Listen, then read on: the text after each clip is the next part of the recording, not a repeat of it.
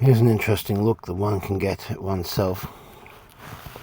So I kind of almost nearly died. Maybe not.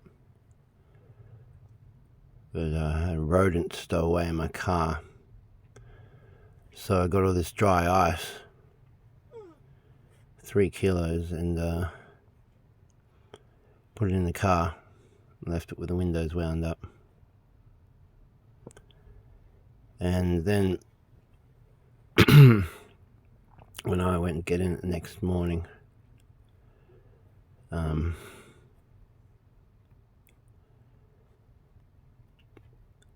then naturally the batteries are kind of flat and the key's stuck in the ignition and I can't take it out, so I had to lock it and then mess around with a bit to get into the car, and that's probably the bit that meant there was other doors open just for this period of time. And anyway, so then I was sitting in the car and it wouldn't start, and I just sort of sat for a minute.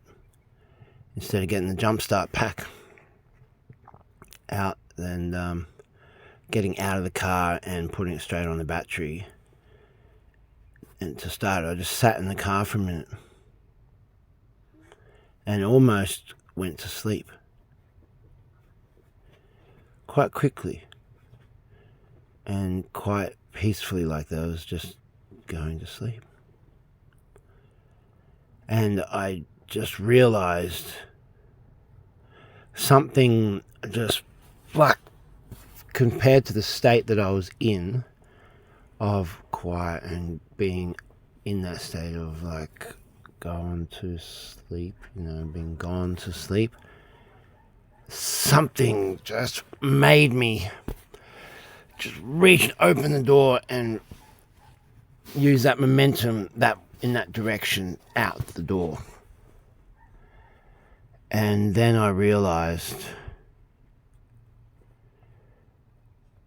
just how close I'd come to going to sleep in the car full of carbon dioxide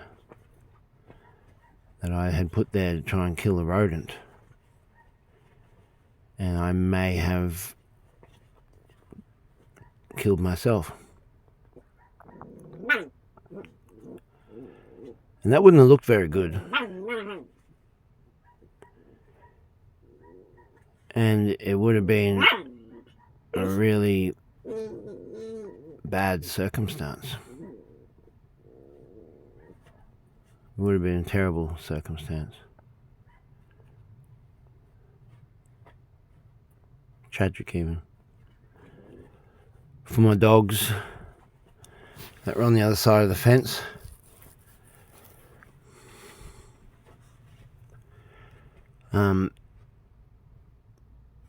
But the thing with this is here at this point then, in that instant and upon reflection later, then it's about the burden of responsibility. First of all, I've got this responsibility that I need to resolve before I could possibly die.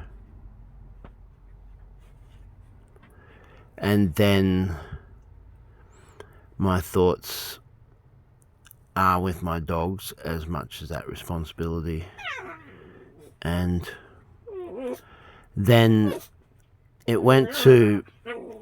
my thoughts went to me being found and who may have possibly found me and the effect that it would have had on them forevermore. And at least they would know that I had gotten all this dry ice and it was in the car already.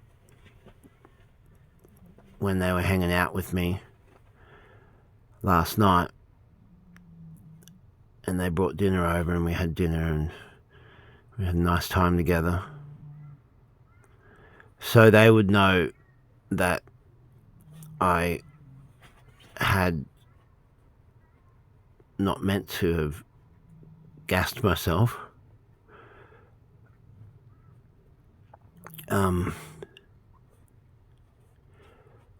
But still, that would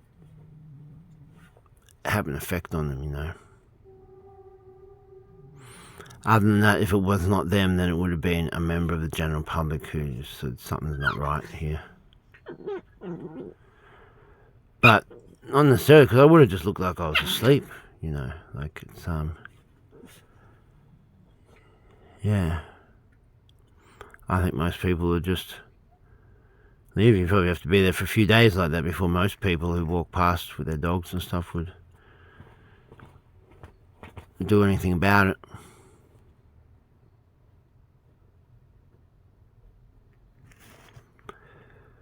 So, that's about it, you know. That was the thought processes of the mind.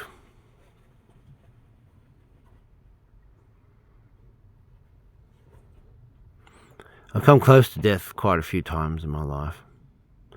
Some of those have left me wondering why I didn't just die in that moment.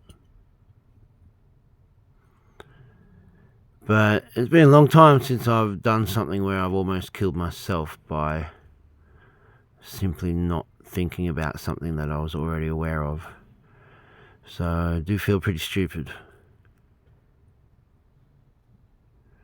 Stupid is knowing better and doing it anyway, and there's that lack of cognition there, and yeah, so there was enough lack of cognition there, so whatever it was, I feel blessed every day anyway, and I don't necessarily feel particularly blessed that I'm still alive and that I didn't die this morning. But yeah, it puts things into perspective.